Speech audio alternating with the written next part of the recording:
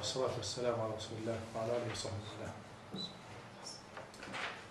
Today, inshallah, we'll continue what we have started with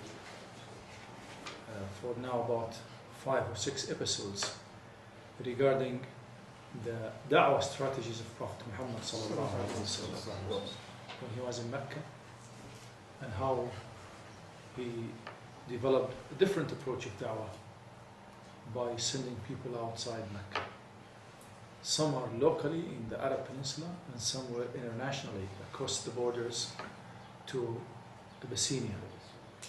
And both strategies stunned the Qurayshis, and they were really taken by surprise. How Prophet Muhammad ﷺ could find ways out of this siege that they have imposed on his da'wah in Mecca. He tried himself to go to Taif, but the mission didn't work at that time. And he kept on looking for different strategies through which Islam would spread. Last time we talked about how he went into Medina after a long process of communication with people of Medina with 2 pledges, Bay'atul Aqaba al-Ula, the pledge of Aqaba, first pledge, and the second pledge, and how he sent some of his companions to work as teachers, as teachers for the new way of life that is approaching to Medina. And how when the Prophet ﷺ migrated to Medina, the environment was ready for accepting his arrival.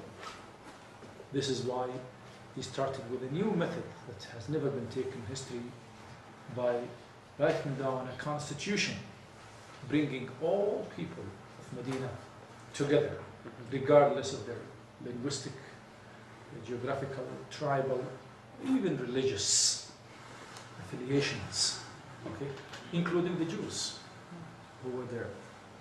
And I mentioned that a new type of people who are not Muslims, who are not, open disbelievers, kuffar, emerged. And those people are called the hypocrites. And how, look now, how the Prophet ﷺ is going to deal with these communities. First, last time we talked about how he dealt with the Jews when he invited them to come, because they were expecting the advent of a prophet. But when Prophet Muhammad ﷺ came into existence, they rejected him. And how Abdullah Hadi disclosed the reality, and that would help the Prophet ﷺ deal with them, especially among the people of Medina, because some think that the Jews were the people of knowledge, and they were threatening them that a prophet would emerge among them. Now, one of the greatest scholars of the Jews, the great Rabbi Hussein al-Salam, his name, the Prophet gave him a name, Abdullah al-Salam. He himself knew how to deal with the Jews. And that was a step to neutralize them, that the people would not be aspiring to them for knowledge. And they are the people of knowledge, they are the people of the book. Now they have been exposed, that they are rejecting on the basis of rejection. They weighed enmity because Muhammad ﷺ was not a Jew. You see? And Allah subhanahu wa ta'ala revealed in the Quran that they know him as they know their own children. So today we'll shift a little bit and look at how the Prophet ﷺ dealt with those who are ignorant about da'wah. But they came to know, they came to learn, they came to understand. And this was reported when a Bedouin came to Medina. They heard about Prophet Muhammad ﷺ.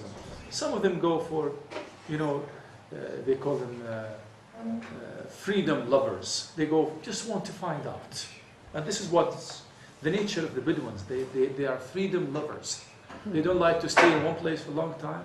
They don't want to stick to anything for a long time. If they don't like one place, they move to another place. And this is, you see, many Bedouin tribes scattered all over,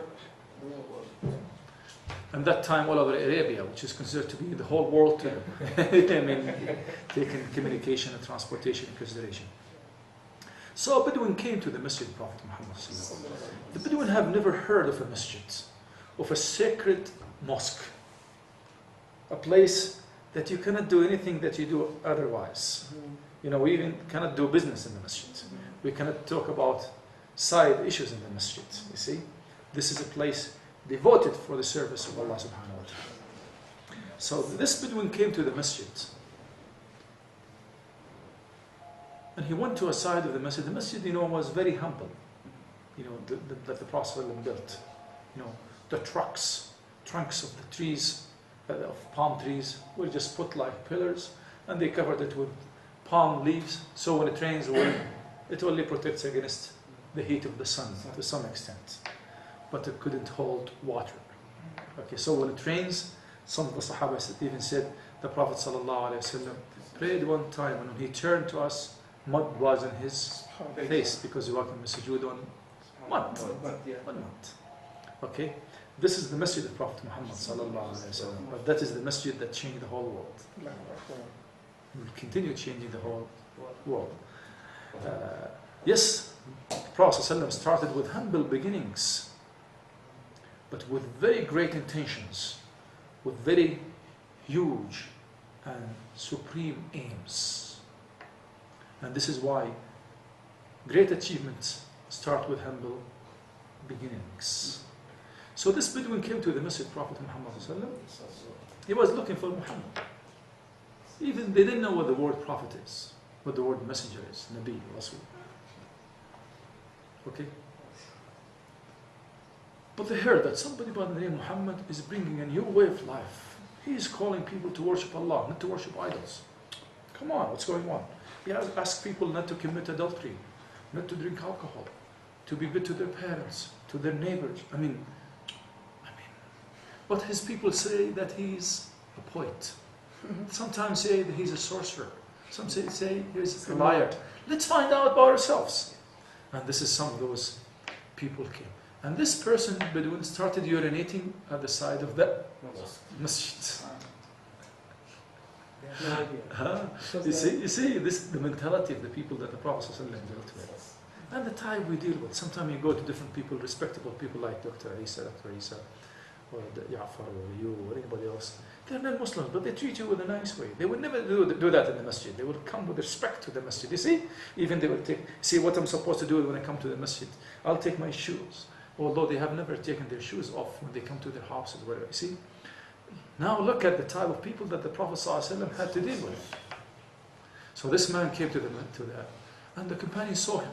What do you expect them to do? They started yelling at him. Ah! The Prophet said, don't do that. لا تأرزوه. Don't disturb him. Let him finish. You know the mentality. You see? This is why Allah says to Muhammad about Rasulullah sallallahu وَمَا أَرْسَلْنَاكَ إِلَّا رَحْمَةً لِلْعَالَمِينَ. Mercy to the world. We realize what it really means. We've got to look at the manners of Prophet Muhammad sallallahu alaihi wasallam, how he dealt with in such kind of context. If somebody would come to your house, one of your kids would start urinating at the side of your house, what are you going to do?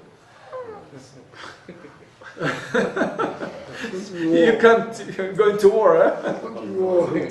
You cannot imagine. This man is coming to the masjid in the presence of the greatest man on earth, in the presence of the greatest people on earth, the companions of the Prophet. The companions could not stand it. But the Prophet ﷺ, with his beautiful smile, said, calm down, لا تعرزوه. Don't disturb him. Not even shout at him, don't even disturb him. Not to shout, but even not to disturb. Enjoy, take his time. Okay. Allahumma salli ala sallam. And the man was shocked. He didn't know why they would do this anywhere. So why not doing it here? Anyway, the man came to the Prophet and said, come. After he finished urinating, he came to the Prophet. He said to the companions, just take a bucket of water, pour it in it, and that's it. No big deal. See, he's teaching people how to give da'wah. He's teaching you and me. You see, we may never be on this situation ever, that somebody come to to seek da'wah, and he would urinate in the masjid in front of you. You see? So the Prophet welcomed him, sit down. And the man said, he was really astonished. Why those people would shout at me? And this greatest man, this Prophet, is not shouting at me. Anyway, he accepted Islam. After accepting Islam, he said to him, don't do this in the masjid. People don't do that in the masjid. They do it. That's all. He just directed him. The man left said, Allahumma ighfir li, irhamni warham Muhammada, wa la tarham ma'ana ahadan. He said, oh Allah, forgive me, and forgive Muhammad, and nobody else. Then the Prophet ﷺ held him by hand and said, Ya Rajul, laqad hajjarta wasi'a. You made something which is very wide, very limited. Inna rahmati wasi'at kull shay. Allah subhanahu wa ta'ala said, my mercy has accommodated everything. Okay? So this is another example of how Prophet Muhammad sallallahu alaihi wasallam follows the method. This is his method of da'wah, a method of rahmah, a method of mercy, a method of understanding, a method of setting a role model for everybody else who would come after him to follow his path, to follow his path. There is a reason behind this, something that we could sit around and say, why would Prophet Muhammad ﷺ do such a thing? Why? Why do you think Prophet Muhammad ﷺ did that?